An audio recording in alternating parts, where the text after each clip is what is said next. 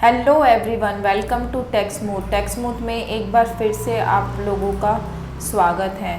जैसा कि मैंने अपनी लास्ट वीडियो में बताया था कि नेक्स्ट वीडियो आपकी एक बहुत इंटरेस्टिंग टॉपिक पे होने वाली है, वो है new tax regime. So as I had promised you, आज की वीडियो में हम आपसे के साथ डिस्कस करेंगे न्यू टैक्स रिजीम के बारे में, जो कि अंडर सेक्शन 115 BAC के अंडर कवर होता है। तो न्यू टैक्स रिजीम क्या है और आप इस कौन कौन इसको अवेल कर सकता है, इसको अवेल करने के लिए क्या प्रोसीजर करना होता है, इसकी स्लैब रेट क्या है और कौन कौन सी ऐसी डिडक्शंस हैं अगर आप न्यू टैक्स रिजीम को अवेल करते हैं तो वो आपको डिडक्शंस नहीं मिलेगी। उन सब के बारे में आज हम इस वीडियो में आपके साथ डिस्कस करेंगे। सो आइए वीडियो को स्टार्ट करते हैं। सबसे पहले मैं आपको बता दूं, जो न्यू टैक्स रिजीम थी वो फाइनेंस एक्ट 2020 में जो है इंसर्ट की गई bye inserting a section 115 BAC। इसका मतलब financial year 2019-20 is the first financial year 1920 financial year 2020-21 was the first financial year जिसमें हम इस न्यू टैक्स रिजीम को यूज़ कर सकते थे। और अब क्योंकि जो रिटर्न फाइल की जाएगी वो फाइनेंशियल ईयर 2021-22 के लिए फाइल की जाएगी, जिसकी लास्ट डेट है 31 जुलाई 2022। उसमें आपको न्यू टैक्स रिजीम अडॉप्ट करनी है या नहीं करनी, या फिर किस तरीके से अडॉप्ट करनी है, उन सब चीज़ों का डिसीज़न लेने के लिए आपको क्या क्या ध्यान रखना है, उन सब चीज़ों के बारे में भी हम इस वीडियो में डिस्कस करेंगे। सबसे पहले ये जो न्यू टैक्स रिजीम है इसको कौन कौन अडॉप्ट कर सकता है। इस स्कीम को आप कोई भी इंडिविजुअल अगर है तो वो अवेल कर सकता है, HUF भी अवेल कर सकते हैं। बस जो कंडीशन है इसमें रेजिडेंशियल स्टेटस को लेके कोई कंडीशन नहीं दी गई है, चाहे वो रेजिडेंट हो चाहे नॉन रेजिडेंट हो, इंडिविजुअल और HUF दोनों ही इस स्कीम को जो है अवेल कर सकते हैं। बट अगर आप कंपनी है, फर्म है और AOP BOI जो पर्सन की डेफिनेशन में आते हैं, वो सब इस न्यू टैक्स रिजीम को जो है अवेल नहीं कर सकते। सिर्फ इंडिविजुअल और HUF ही है जो न्यू टैक्स रिजीम को अवेल कर सकते हैं। अब न्यू टैक्स रिजीम का स्लैब रेट क्या होता है? 2,50,000 तक कोई टैक्स नहीं होता। इसमें 250 से 5 लाख के बीच में आपको 5% टैक्स लगेगा। 5 लाख टू 750 के बीच में 10% टैक्स लगेगा। 750 से 10 लाख के बीच में अगर आपकी इनकम है तो 15% में आएंगे आप। 10 लाख से 1250 तक अगर आपकी इनकम है तो 20% के ब्रैकेट में आते हैं। 12,50,000 से 15 लाख तक के ब्रैकेट में अगर आप हैं तो 25% आपको रेट जो है टैक्स लगेगा। और अगर आपकी इनकम 15 लाख से ज़्यादा है तो आप 30% के स्लैब रेट में आते हैं। इसका जो टैक्स कैलकुलेशन है वो भी ओल्ड टैक्स रिजीम की तरह ही है। ये जो परसेंटेज है ये इस ब्रैकेट के लिए दी गई है। इससे जो नीचे वाली जो आपकी इनकम है उसके ऊपर जो आपका लास्ट परसेंटेज है उसके अकॉर्डिंग कैलकुलेट होंगे और वो सब इसमें ऐड ऑन हो जाएगा। बिसाइड दिस, जैसे कि ओल्ड टैक्स रिजीम में होता है, टैक्स कैलकुलेट होने के बाद उसके ऊपर सरचार्ज अगर एप्लीकेबल है आपके ऊपर तो, प्लस आपके ऊपर हाई एजुकेशन सेस और सीरियस एजुकेशन सेस वो सब ऐड होगा। और इसमें न्यू टैक्स रिजीम में भी जो भी आपका टैक्स कैलकुलेट होगा उसके ऊपर एजुकेशन सेस और सरचार्ज दोनों ही ऐड ऑन होंगे। सरचार्ज ऐड होगा इफ़ एप्लीकेबल। सेकेंड थिंग इसमें है, न्यू टैक्स रिजीम में जो हमारी सीनियर सिटीज़न और सुपर सीनियर सिटीज़न की rebate old tax slab rate में दी गई थी 3 लाख और 5 लाख की, न्यू टैक्स रिजीम में ऐसी कोई सेपरेट स्लैब रेट नहीं दी गई है। एक ही स्लैब रेट है जो कि सबके ऊपर एप्लीकेबल होती है। कोई मतलब फर्दर रिसेशन नहीं है सीनियर सिटीज़न और सुपर सीनियर सिटीज़न के लिए। सबको इन्होंने एक ही कैटेगरी में डाला है न्यू टैक्स रिजीम में। प्लस एक हमें रिबेट मिलती थी ओल्ड स्लैब रेट में अंडर सेक्शन 87A। अगर मेरी इनकम 5 लाख से नीचे है तो 12,500 का मुझे टैक्स का रिबेट मिलता था under old tax regime. New tax regime में भी सेम बेनिफिट जो है दिया जा रहा है कि अगर आपकी 5 लाख से नीचे इनकम है तो 12,500 जो है टैक्स का रिबेट आप अवेल कर सकते हैं। दैट मीन्स अगर मेरी 5 लाख से नीचे इनकम है तो मेरे ऊपर कोई टैक्स नहीं लगेगा। इन शॉर्ट अगर आप इसको कैलकुलेट करेंगे तो यही एक क्रक्स निकल के आएगा, चाहे जो ओल्ड टैक्स रिजीम में हो आप, चाहे न्यू टैक्स रिजीम में हो, कि अगर आपकी इनकम 5 लाख से नीचे है और आप इंडिविजुअल और एचयूएफ हैं तो आपके ऊपर कोई टैक्स की लायबिलिटी नहीं बनेगी after availing rebate under section 87A।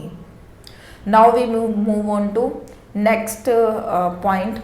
अब इसमें आते हैं, एक्चुअली क्या होता है न्यू टैक्स रिजीम में और ओल्ड टैक्स रिजीम में, एक तो स्लैब रेट का आपका डिफरेंस है। आपने स्लैब रेट देखा होगा, न्यू टैक्स रिजीम में स्लैब रेट का जो परसेंटेज है, टैक्स का परसेंटेज, वो बहुत कम है। तो हर किसी को ये लगता है कि यार फिर तो मेरा न्यू टैक्स रिजीम ही मेरे लिए बेनिफिटेड साइड रहेगा, क्योंकि जो टैक्स का रेट है न्यू टैक्स रिजीम में बहुत कम है। बट आप ये बात ध्यान रखना, अगर आप न्यू टैक्स रिजीम ऑप्ट करते हैं तो देयर आर अप्रॉक्सीमेटली 70 डिडक्शंस जो आपको फोरगो करनी पड़ेगी, जिसका बेनिफिट आप नहीं ले सकते अगर आप न्यू टैक्स रिजीम को ऑप्ट करते हैं। तो ये कौन कौन सी डिडक्शन है इसके बारे में अब हम आपसे डिस्कस करेंगे। सबसे पहला नंबर है the standard deduction under section 80 TTA 80 TTB, जो मेरे को 50,000 रुपीज़ की नेट डिडक्शन मिलती है सैलरी से या पेंशन से, वो आपको नहीं मिलेगी अगर आप न्यू टैक्स रिजीम ऑप्ट कर रहे हैं तो। प्लस जो सेविंग और एफडी के इंटरेस्ट पर जो हमें रिबेट मिलती है फिक्स 10,000 की और 50,000 की, वो भी नहीं मिलेगी। अगर आपको कोई एलटीए का अलाउंस मिल रहा है तो उसकी रिबेट भी आपको न्यू टैक्स रिजीम में नहीं मिलेगी। एचआरए का जो हम अलाउंस क्लेम करते हैं वो भी हमें न्यू टैक्स रिजीम में नहीं मिलेगा।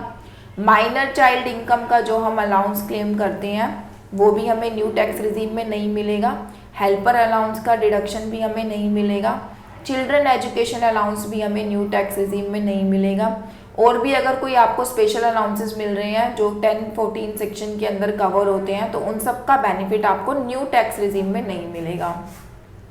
प्लस पॉइंट नंबर 8 जो कि बहुत इम्पॉर्टेंट है कि अगर आपने किसी प्रॉपर्टी पर लोन ले रखा है, सेल्फ ऑक्यूपाइड प्रॉपर्टी पर लोन ले रखा है, तो आपने देखा होगा कि उसका जो हम इंटरेस्ट पे करते हैं और जो प्रिंसिपल पे करते हैं, इन दोनों का रिबेट हम क्लेम करते थे इन 2 डिफरेंट सेक्शन। लेकिन अगर आप न्यू टैक्स रिजीम को फॉलो कर रहे हैं तो आपको इंटरेस्ट का कोई रिबेट नहीं मिलेगा। Second thing 80C, 80D, 80E, इन सब सेक्शंस में जो भी हमारी लिमिट्स हैं, जो हम इन्वेस्टमेंट का रिबेट क्लेम करते थे, 80C मतलब 1.5 लाख तक का जो आप रिबेट क्लेम कर लेते थे, जो आप मेडिक्लेम का रिबेट क्लेम कर लेते थे, वो सब आपको अगर आप न्यू टैक्स रिजीम फॉलो कर रहे हैं तो उन सब का रिबेट भी आपको नहीं मिलेगा। एग्जेम्पशन और deduction for any other perks और अलाउंसेस, अगर आपको कोई पर्क्स मिल रहे हैं अपने एम्प्लॉयर की तरफ से और अलाउंसेस मिल रहे हैं जो कि आपके ओल्ड टैक्स रिजीम में तो अलाउेबल थे, डिडक्शन आपको मिलती थी, बट वो न्यू टैक्स रिजीम में डिडक्शन नहीं मिलेगा। Second thing deduction from family pension income, अगर आपको कोई फैमिली पेंशन की इनकम हो रही है तो उसमें भी हमें एक फिक्स डिडक्शन मिलती है, लेकिन अगर आप न्यू टैक्स रिजीम को फॉलो कर रहे हैं तो वो डिडक्शन भी आपको नहीं मिलेगी। तो आपको करना क्या है, ये सारी एक जो है मैंने जो आज अभी डिस्कस करी है ये मेजर डिडक्शन है जो ऑन एवरेज हर एक इंडिविजुअल के ऊपर एप्लीकेबल होती ही है। तो ये सब डिडक्शन जो है आपको नहीं मिलेगी अगर आप न्यू टैक्स रिजीम को फॉलो करते हैं तो आप कैसे डिसीजन लोगे कि आपको न्यू में लेना है या ओल्ड को ही फॉलो करना है। तो बेस्ट तरीका यही है कि आप अपना टैक्स कैलकुलेट कर लें विद बोथ द रिजीम, कि अगर आप एग्जिस्टिंग टैक्स रिजीम लेके चलते हैं तो कितना टैक्स बनेगा by availing all the deductions, और अगर आप न्यू टैक्स रिजीम को फॉलो करते हैं तो आपका कितना टैक्स बनेगा। उससे आपको पता लग जाएगा कि आपकी बेनिफिटेड साइड क्या है, तो आप उसके अकॉर्डिंग अपनी रिटर्न को फाइल कर सकते हैं। अब यहाँ पे क्वेश्चन ये आता है कि मैं ये हर साल कैलकुलेशन करूँ, हर साल ये देखूँ कि मेरे लिए कौन सा टैक्स रिबेट सही है, और हर साल क्या मैं स्विच कर सकती हूँ ओल्ड से न्यू में और न्यू से ओल्ड में। तो ये एक बहुत इम्पॉर्टेंट पॉइंट है। मैं आपको बता दूं कि अगर आप एक सैलरीड पर्सन है, आपको पेंशन आता है, आप एक सैलरीड पर्सन है या फिर जो है आपको पेंशन आता है, तो आपके ऊपर ये टैक्स रिजीम को चेंज करने की, आप कभी भी इसको चेंज कर सकते हो, किसी भी असेसमेंट ईयर के लिए चेंज कर सकते हो। आपके ऊपर कोई ऐसी कंडीशन नहीं है कि एक बार अगर आपने न्यू ऑप्ट कर लिया तो आप ओल्ड में नहीं जा सकते, या ओल्ड ऑप्ट कर लिया तो न्यू में नहीं जा सकते। आप हर एक असेसमेंट ईयर के लिए ये एक डिफरेंट डिसीजन अपना ले सकते हो। इनफैक्ट अगर आपने अपने एम्प्लॉयर को आपने जो है न्यू के अकॉर्डिंग मान लो उसको अपनी दे दी कि आप मेरा न्यू टैक्स रिजीम के अकॉर्डिंग टीडीएस काटो, लेकिन आपको एट द ईयर एंड पता लगा जब आपने कैलकुलेशन करी कि नहीं मेरे लिए तो ओल्ड वाला ज़्यादा बेनिफिटेड था, तो आप उस स्टेज पर आकर भी अपनी रिटर्न फाइल करने से पहले ये डिसीजन ले सकते हो कि नहीं अब मुझे न्यू नहीं ओल्ड में जाना है। तो जो भी आपने एक्स्ट्रा रिबेट एक्स्ट्रा टैक्स पे करा होगा गवर्नमेंट को, वो आप जो है अपना रिटर्न फाइल करके रिफंड क्लेम कर सकते हैं। अभी तक जो है सैलरी टैक्स पेयर के लिए जब वो इसको न्यू में और ओल्ड में स्विच करेंगे तो मतलब एक फॉर्म ये लोग लाए हैं जो कि बिजनेस वालों के लिए है।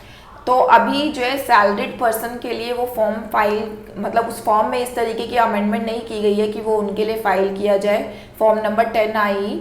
बट हाँ, अगर आप नॉन सैलरी टैक्स पेयर हैं तो उन लोगों के लिए जो ये रेस्ट्रिक्शन की गई है कि अगर आपने एक बार न्यू टैक्स रिजीम को ऑप्ट कर लिया तो फ्यूचर में आप जो है दोबारा जो है ओल्ड टैक्स रिजीम को जो है फॉलो नहीं कर सकते। और न्यू टैक्स रिजीम को ऑप्ट आउट करने के लिए भी इनको एक फॉर्म फाइल करना होता है, फॉर्म नंबर 10 आई। उसमें जो भी एक्नॉलेजमेंट नंबर फाइल करने के बाद एक्नॉलेजमेंट नंबर जनरेट होता है, वो रिटर्न फाइल करते समय हमें एक्नॉलेजमेंट नंबर डालना पड़ता है कि हमने ये फॉर्म फाइल कर दिया है और अब हम न्यू टैक्स रिजीम को ऑप्ट कर रहे हैं। वो फॉर्म नंबर डालने के बाद ही आप न्यू टैक्स रिजीम के अंदर जो है रिटर्न फाइल कर सकते हैं।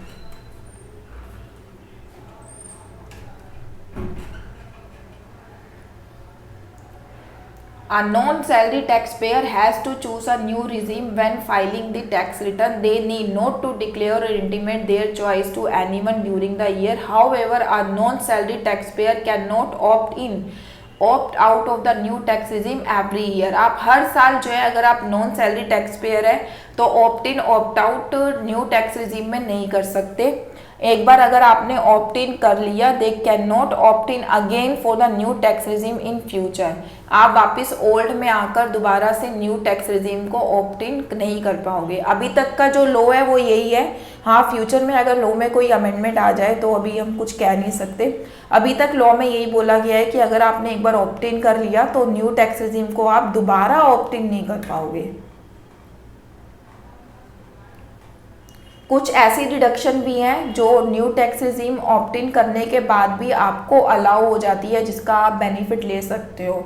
वो आपकी डिडक्शन है ट्रांसपोर्ट अलाउंस। अगर आप जो है स्पेशली एबल्ड पर्सन हो और आपको अलग से कोई ट्रांसपोर्ट अलाउंस मिलता है तो आप उसका रिबेट ले सकते हैं।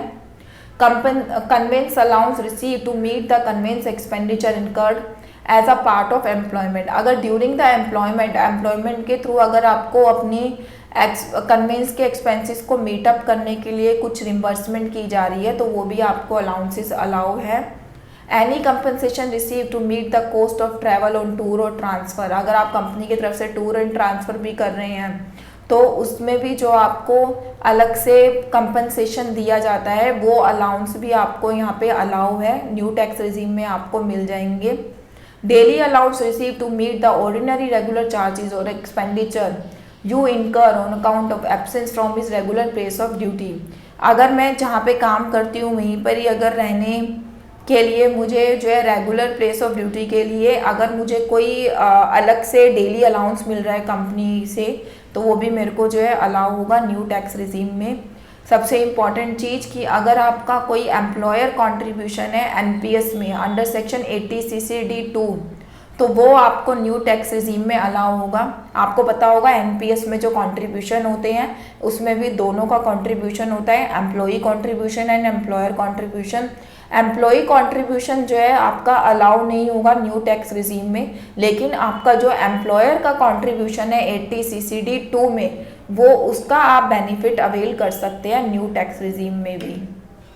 Deduction for additional employ cost, company जो एम्प्लॉयज़ को रखती है, एडिशनल जो एम्प्लॉय कॉस्ट कंपनी इनकर्ड कर रही है अंडर सेक्शन 80(G)(a), तो एम्प्लॉयमेंट को बढ़ावा देने के लिए गवर्नमेंट ने इस सेक्शन को भी अलाउ कर दिया है कि आप न्यू टैक्स रिजीम में अगर जो है इस तरीके का कोई एक्सपेंडिचर कर रहे हैं तो उसका भी आप डिडक्शन क्लेम कर सकते हैं।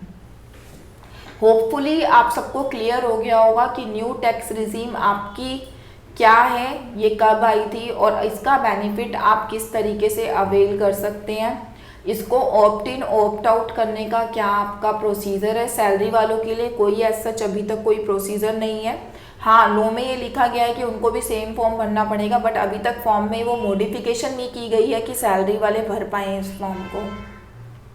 अगर अब कमिंग डेज में वो मॉडिफिकेशन आ जाए तो अभी तक हम अपडेट नहीं है, गवर्नमेंट की तरफ से अभी कोई सिग्नल आया नहीं है। सो अभी तक के लिए अगर कोई आप सैलरीड एम्प्लॉय हैं और आप न्यू टैक्स रिजीम ऑप्ट करना चाहते हैं तो आपको कोई फॉर्म नहीं भरना, आपको जस्ट डायरेक्टली अपनी रिटर्न भरनी है। बट अगर आप नॉन सैलरीड एम्प्लॉयड है तो आपको फॉर्म भरना पड़ेगा, तभी आप इस स्कीम को ऑप्ट इन कर सकते हैं।